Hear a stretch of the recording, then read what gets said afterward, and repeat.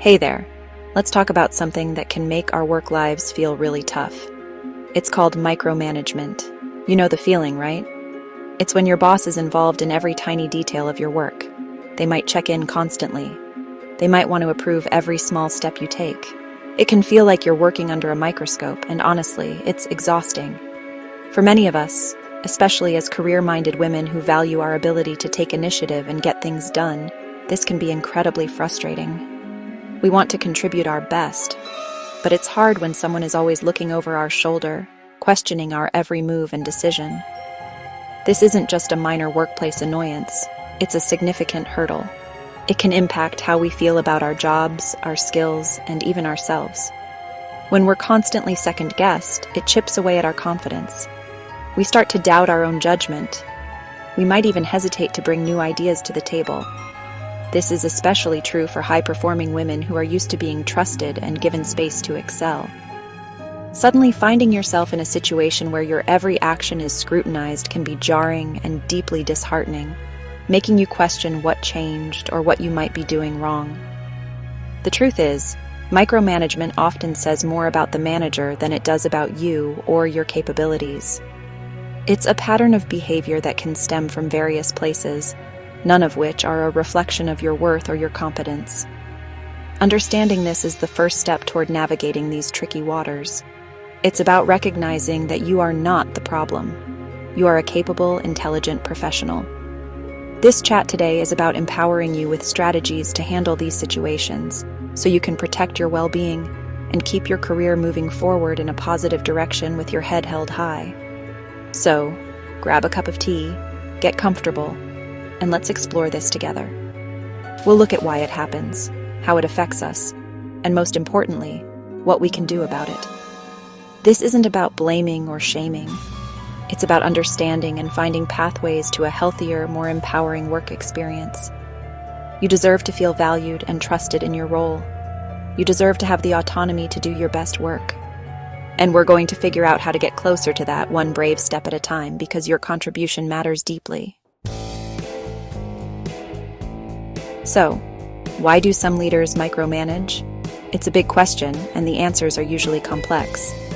Often it's not because they think you're incapable. One of the biggest drivers is their own fear of failure. Their reputation, their targets, their own job security might feel like they are on the line. So they try to control every little detail. They believe that if they oversee everything personally, they can prevent mistakes. They think they can ensure a positive outcome. This intense need for control is rooted in their anxiety, not in your performance or your dedication to your work. Another common reason is a lack of trust. This lack of trust might not even be personal to you. It could be a personality trait they've always had. Or perhaps they've had negative experiences in the past with other team members. Maybe a previous project went sideways and now they're overly cautious. This can lead them to believe that they must do things themselves, or at least heavily supervise to ensure quality. It's a tough cycle because their lack of trust prevents you from showing them just how trustworthy and competent you truly are. They are stuck in a loop of their own making. Insecurity and a deep-seated need for control can also play a huge part. Some leaders feel more important or more in charge when they are micromanaging. This can be especially true if they feel threatened by a high-performing subordinate, someone like you. Your competence might inadvertently make them feel insecure about their own position or abilities. So they assert their authority by diving into the minutiae of your work. It's an unfortunate dynamic, where your strengths can trigger their vulnerabilities, leading to this controlling behavior that ultimately stifles your growth and their team's potential. Sometimes it's less about deep-seated fears and more about practical issues. A communication breakdown or unclear expectations can lead to micromanagement. If goals or processes aren't clearly defined from the start, your manager might feel the need to constantly check in to ensure everyone is on the same page. Also, if a leader is new to their role or managing a new type of project, they might over-supervise initially as they try to find their footing. And yes, sometimes it's simply down to their personality and work style. Some individuals are naturally very detail-oriented and prefer close involvement, not realizing the negative impact. Let's be really honest about how being micromanaged makes us feel. It's heavy. One of the first things to take a hit is our motivation and engagement. When you're a professional woman who thrives on autonomy, who loves taking initiative and owning your projects, micromanagement can feel like a wet blanket. It stifles that natural drive. Why pour your heart and soul into something when every detail will be picked apart or redone? Your sense of ownership dwindles. Your enthusiasm for your work, that spark that makes you want to go the extra mile, starts to dim considerably. Then there's the stress and anxiety. Oh, the stress. Living under constant scrutiny is incredibly taxing. Knowing that your manager is perpetually looking over your shoulder, waiting to correct you or question your methods, creates a persistent tension. This isn't just normal work stress. This is an added layer of pressure that comes directly from that lack of trust and autonomy. It can lead to heightened anxiety, sleepless nights, and even contribute to burnout if it goes on for too long.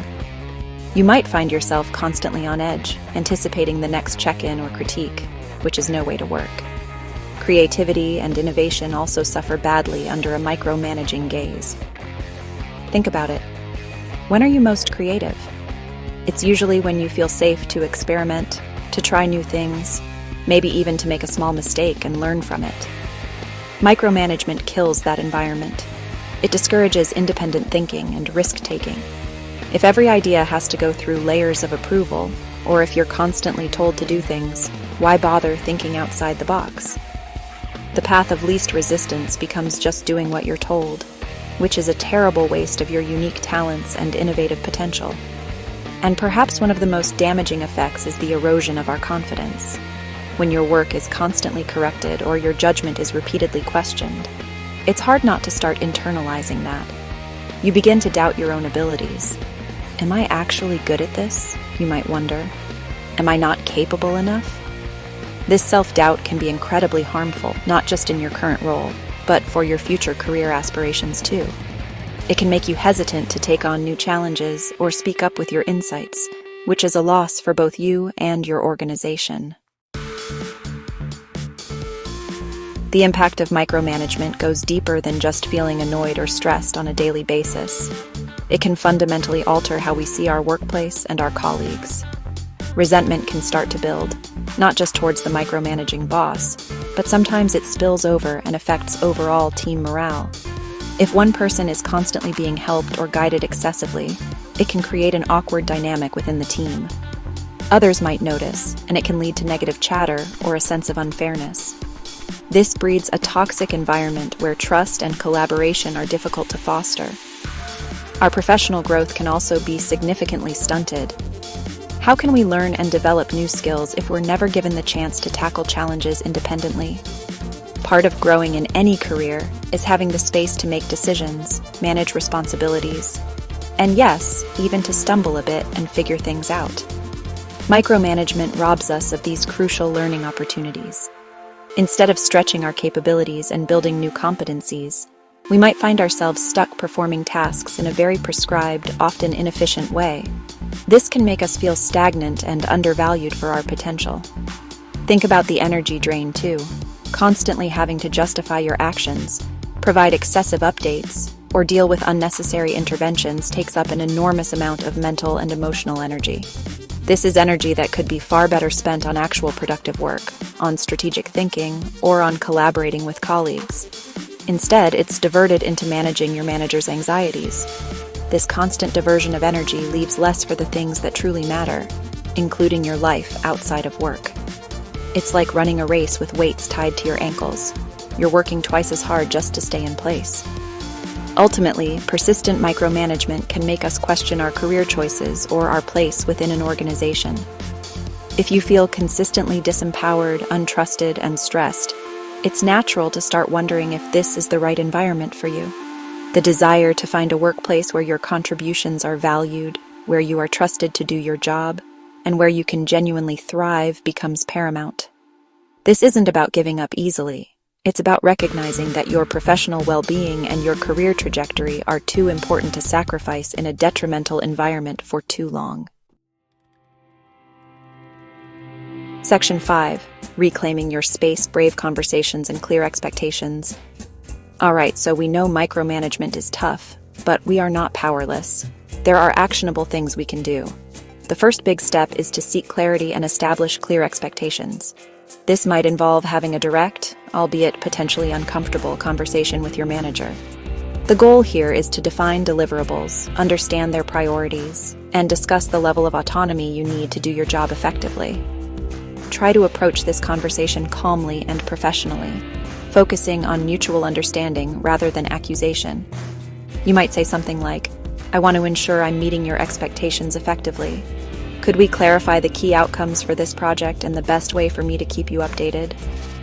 Once you've had that conversation, or even as part of it, try to document these expectations. This doesn't have to be a formal contract, but having notes, a follow-up email summarizing your discussion, or agreed-upon points in a shared document can be incredibly helpful. This written record serves as a reference point for both of you. It can help prevent misunderstandings down the line and provides a concrete basis for future discussions if the micromanaging behaviors continue. Clarity is your friend here. The more defined the scope and check-in points, the less room there is for arbitrary interference. Proactive communication is another powerful tool in your arsenal. Often managers micromanage because they feel out of the loop or anxious about progress. You can preempt many of their check-ins by providing regular, concise updates before they ask. Think about what information they typically seek and offer it proactively. This could be a brief daily or weekly summary email, a shared project management tool where they can see progress, or a quick verbal update at a set time. The key is to be consistent and reliable with these updates, so they start to feel more confident that things are on track without needing to constantly chase you. When you communicate, try to anticipate their concerns. If you know your manager worries about deadlines, make sure your updates clearly address timelines. If they focus on quality, highlight the steps you're taking to ensure high standards. This shows that you understand their pressures and are actively managing them. By taking control of the information flow, you not only reduce their need to micromanage, but also demonstrate your professionalism and initiative. It's about managing up in a way that builds trust and gives you more breathing room to actually do your work without constant interruptions. Section 6. Building bridges of trust, showing up and solving forward.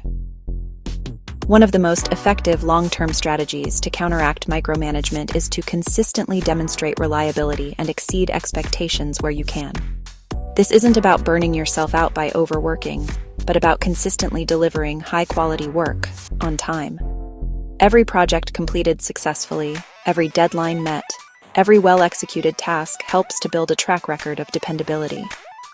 Over time, this consistent performance can slowly chip away at a manager's anxieties and foster a greater sense of trust in your abilities. Let your work speak for itself, loudly and clearly. It's also incredibly helpful to really understand your manager's priorities and align your work accordingly. What are their biggest concerns? What are their key objectives? What does success look like from their perspective? If you can show that you understand what matters most to them and are focusing your efforts on those critical areas, they are more likely to grant you autonomy. When they see you are proactively addressing their main pain points, their need to control the smaller details may lessen. This alignment shows you're a strategic partner, not just someone executing tasks blindly. When challenges or problems arise, as they inevitably do, try to offer solutions, not just updates on the problem itself. Instead of just saying, "We have an issue with X," try approaching your manager with, "We've encountered an issue with X, and here are a couple of potential solutions I've thought of." This demonstrates initiative, critical thinking, and a proactive problem-solving mindset. It positions you as someone who takes ownership and doesn't just dump problems at their door. Managers are often relieved when team members come with potential fixes, as it lightens their load and builds confidence in your judgment. Remember, building trust is a marathon, not a sprint, especially with a manager who leans towards micromanagement. It requires patience and consistency. Each time you deliver, each time you proactively communicate, each time you offer a thoughtful solution, you are laying another brick in that bridge of trust. It won't happen overnight, and there might be setbacks. But focusing on being impeccably reliable and solution-oriented is a powerful way to gradually shift the dynamic and earn the space you need to thrive. Your competence, demonstrated consistently, is a very persuasive argument. Section 7. Courageous feedback and kind boundaries. Speaking your truth. Once you've established a pattern of strong performance and proactive communication, you might feel more comfortable gently addressing the micromanagement directly. This is a courageous conversation, so approach it thoughtfully. Use I statements to explain how their management style impacts your work and efficiency. For example, you could say, "I find I can be most efficient and produce my best work when I have a bit more autonomy on tasks once we've agreed on the goals." Or, "I sometimes feel that the frequent check-ins disrupt my focus, and I'm wondering if a scheduled daily update might work better for both of us." When you're having this conversation, frame it around your desire to be more effective and productive for the team and the organization. It's not about criticizing them personally, but about finding a better way to work together. Seeking their feedback can also be a part of this. Regularly ask for constructive feedback on your performance. This shows your commitment to growth and opens a dialogue. It can also provide a natural opening to discuss working styles. For instance, after receiving positive feedback, you might say, "Thank you, I appreciate that." To help me continue to improve, I'd love to understand more about how we can best collaborate on projects. Setting boundaries is also crucial, though it needs to be done politely and professionally. If you're constantly interrupted with requests for updates when you're trying to concentrate, it's okay to gently push back. For example, if your manager asks for something you've already planned to provide later, you could say, "Absolutely, I'm working on that and will provide you with a full update on why by the end of the day, as we discussed." This reassures them that it's being handled while also protecting your time and focus. It's about training them on how you work best. Remember to document instances of micromanagement, especially if they are significantly impacting your ability to do your job or your well-being. Note the date, the specific behavior, its impact on your work, and any steps you took to address it. This documentation isn't for immediate confrontation, but it can be invaluable if the situation escalates and you need to involve HR or consider other options. Having concrete examples is much more effective than relying on general feelings of frustration. This is about protecting yourself and having a clear record if things don't improve despite your best efforts. Section 8. The long road. Protecting your energy and choosing your path. Navigating micromanagement can be a long journey, and it's essential to protect your energy and well-being throughout the process. It's easy to let the frustration consume you, but that only harms you more. Try to find outlets outside of work that help you de-stress and recharge. This could be exercise, hobbies, spending time with loved ones, or mindfulness practices. Creating a mental separation between work stress and your personal life is vital. Your worth is not tied to how your manager treats you, and remembering this can help you maintain perspective and emotional resilience during challenging times. It's also really important to find allies and seek support. Talk to trusted colleagues who might be experiencing similar issues or who can offer a sympathetic ear. A mentor, either within your organization or outside of it, can provide invaluable advice and perspective. Sometimes just knowing you're not alone and having someone to bounce ideas off can make a huge difference. These support systems can offer practical tips, emotional comfort, and help you strategize your next steps. Don't try to carry this burden all by yourself. Connection and shared wisdom are powerful tools. There may come a point where, despite all your best efforts, proactive communication, demonstrating reliability, direct conversations, the micromanagement persists and significantly impacts your well-being or career growth. If this happens, you need to honestly evaluate if the environment is right for you in the long term. Is this situation sustainable? Is it hindering your ability to learn, grow, and advance in your career? Sometimes, the bravest and healthiest decision is to recognize that a particular role or company culture isn't a good fit, no matter how much you've tried. Considering a move is not a sign of failure. It's an act of self-preservation and career stewardship. Your career is a long game. Staying in a demotivating, trust-deficient environment can have lasting negative effects on your confidence and passion. If you've documented issues, tried to resolve them, and see no improvement, it might be time to start exploring other opportunities where your skills will be valued and your autonomy respected. You deserve a workplace where you can genuinely flourish, not just survive the day-to-day grind under excessive scrutiny. Section 9. Owning your story, thriving beyond the micromanaged moment. So, as we wrap up this chat, let's remember a few key things. First and foremost, micromanagement is very often about the manager's insecurities, fears, or ingrained habits, not a reflection of your capabilities or your worth. Understanding this can help you depersonalize the situation and approach it with a clearer head. You are competent, you are skilled, and you bring value. Don't let someone else's management style make you doubt that fundamental truth about yourself. Hold on to your self-belief tightly, because it's your anchor.